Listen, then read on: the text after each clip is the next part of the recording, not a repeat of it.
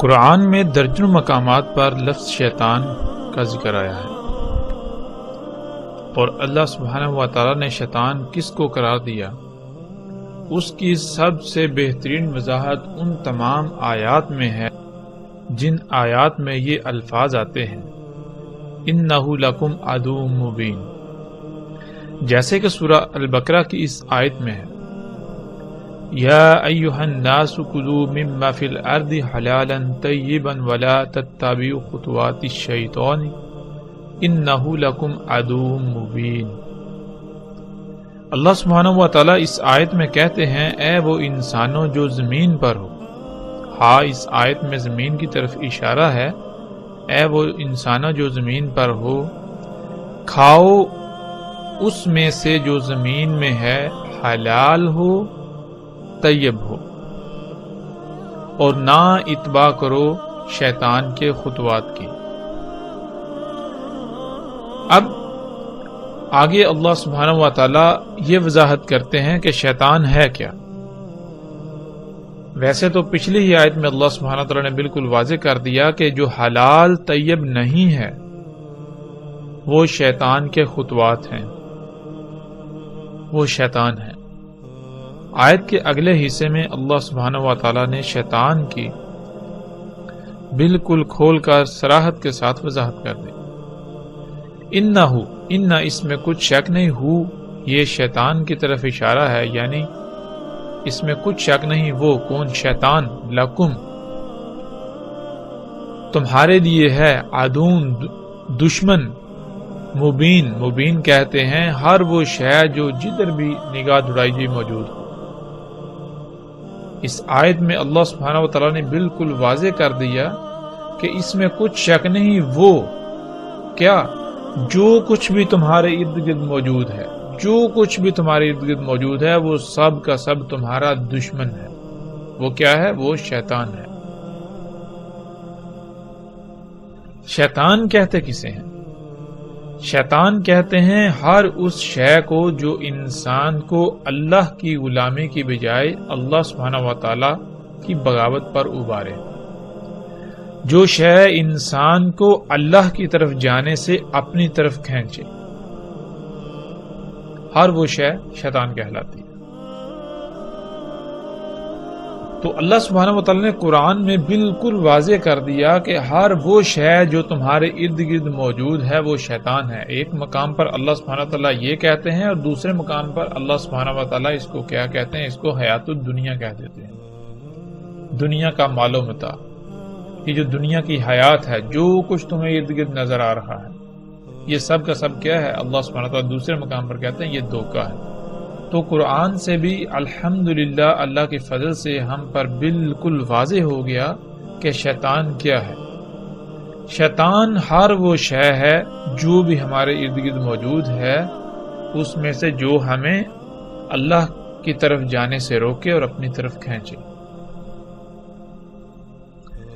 پھر رسول اللہ صلی اللہ علیہ وسلم کے الفاظ مزید اس بات کی وضاحت کر دیتے ہیں کہ ہاں بالکل حقیقتاً یہی شیطان ہے اور یہی دجال ہے، یہی دجال ہوگا۔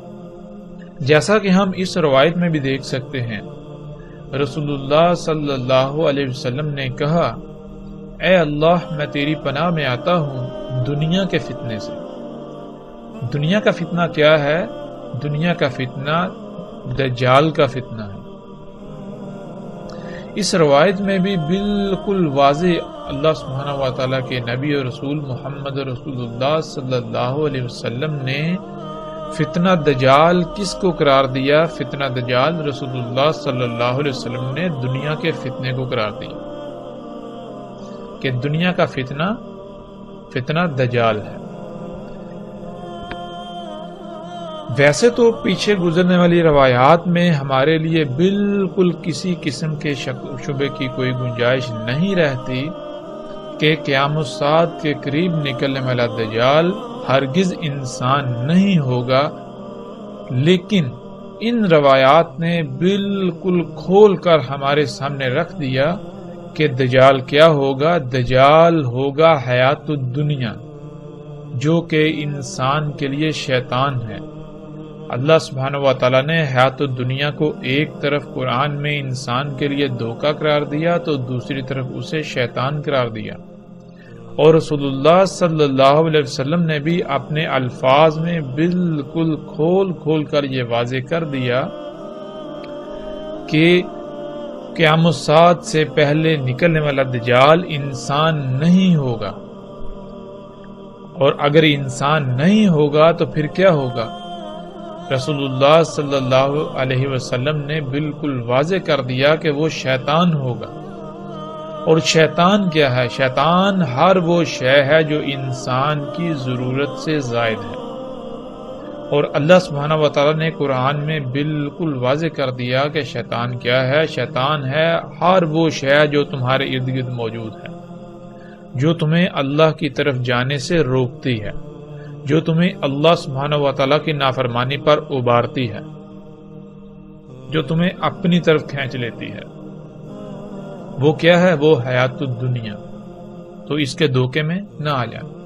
پھر اس روایت میں بھی رسول اللہ صلی اللہ علیہ وسلم نے بالکل واضح کر دیا کہ اے اللہ میں تیری پناہ میں آتا ہوں دنیا کے فتنے سے۔ اور پھر دنیا کا فتنہ کیا ہے؟ رسول اللہ صلی اللہ علیہ وسلم نے بالکل واضح کر دیا آگے، یعنی فتنہ الدجال۔ دنیا کا فتنہ کیا ہے؟ دنیا کا فتنہ دجال کا فتنہ ہے۔ اس کے باوجود بھی اگر ہمیں کوئی شک رہے، ویسے تو شک نہیں رہنا چاہیے، اس کے باوجود بھی اگر ہم اپنے وہی پرانے نظریات کے اوپر ڈٹے رہیں تو ہم اپنا ہی نقصان کریں گے، اس کے علاوہ ہم کسی کا نقصان نہیں کریں گے۔ اس کے باوجود رسول اللہ صلی اللہ علیہ وسلم کے جو الفاظ دجال کے بارے میں ہیں، قیامت الساعت کے قریب نکلنے والے دجال کے بارے میں رسول اللہ صلی اللہ علیہ وسلم نے جو الفاظ بیان کیے وہ بھی ہم آپ کے سامنے رکھ دیتے ہیں۔ رسول اللہ صلی اللہ علیہ وسلم نے کہا دجال ہوگا مختلف الخلق، یعنی دجال طرح طرح کی کئی مخلوقات ہوں گی، یعنی دجال کوئی ایک مخلوق نہیں ہوگا۔ خلق کہتے ہیں، انگلش میں کہیں تو کریشن، تو دجال طرح طرح کی تخلیقات ہوں گی، مخلوقات ہوں گی، بنائی ہوئی اشیاء ہوں گی۔ اب سوال یہ پیدا ہوتا ہے کہ دجال کا خالق کون ہوگا؟ یعنی کہ وہ طرح طرح کی اشیاء جو دجال ہوں گی، کیا ان کو خلق اللہ کرے گا؟ تو جب ہم قرآن میں دیکھیں تو اللہ سبحانہ و تعالیٰ نے قرآن کے شروع میں ہی کہہ دیا الحمدللہ، اللہ کے لیے ہے ہی حمد۔ حمد کس شے میں ہوتی ہے؟ حمد ہر اس شے میں ہوتی ہے، حمد صرف اور صرف اس شے میں ہوتی ہے جس شے میں رائی برابر بھی کسی قسم کی کوئی خامی، خرابی، نقص وغیرہ نہ ہو، جو شے ہر لحاظ سے مکمل اور ہر قسم کی خامیوں سے پاک، صرف اور صرف خوبیوں کی مالک ہو۔ اگر کسی شے میں کوئی عیب ہوتا ہے تو اس کے لیے حمد نہیں ہوتی۔ قرآن کے شروع میں اللہ تعالیٰ نے بتا دیا کہ اللہ کے لیے ہے ہی حمد، تو ہم غور کریں کہ آیا دجال میں حمد ہے، یا پھر دجال تو خامیوں خرابیوں کا گڑھ ہے، خامیوں خرابیوں کا نقائص کا مجموعہ ہے۔ دجال تو وہ ہے جس کی وجہ سے ساعت آئے گی، پھر اس میں حمد تو نہ ہوئی۔ جب اس میں حمد نہیں تو پھر اس کا خالق اللہ کی ذات نہیں ہو سکتی، اس کا خالق اللہ کے علاوہ کوئی اور ہے، اور وہ خالق کون ہے اس کی بھی تفصیل آگے صراحت کے ساتھ آ جائے گی۔ لیکن یہاں ہمیں جو بات سامنے رکھنی ہے وہ یہ کہ رسول اللہ صلی اللہ علیہ وسلم نے کہا دجال طرح طرح کی مخلوقات ہوں گی، دجال طرح طرح کی مخلوقات ہوں گی۔ اب پچھلی تمام روایات کو جب ہم سامنے رکھیں اور رسول اللہ صلی اللہ علیہ وسلم کے ان الفاظ کو سامنے رکھیں تو ہمیں رائے برابر بھی شک نہیں رہنا چاہیے کہ دجال کیا ہے۔ وہ کیا شے ہے جو آج ہمارے ارد گرد ہر طرف کھلم کھلا موجود ہے؟ وہ کیا شے ہے جو حیات الدنیا ہے، یعنی دنیا کا مال و متاع ہے،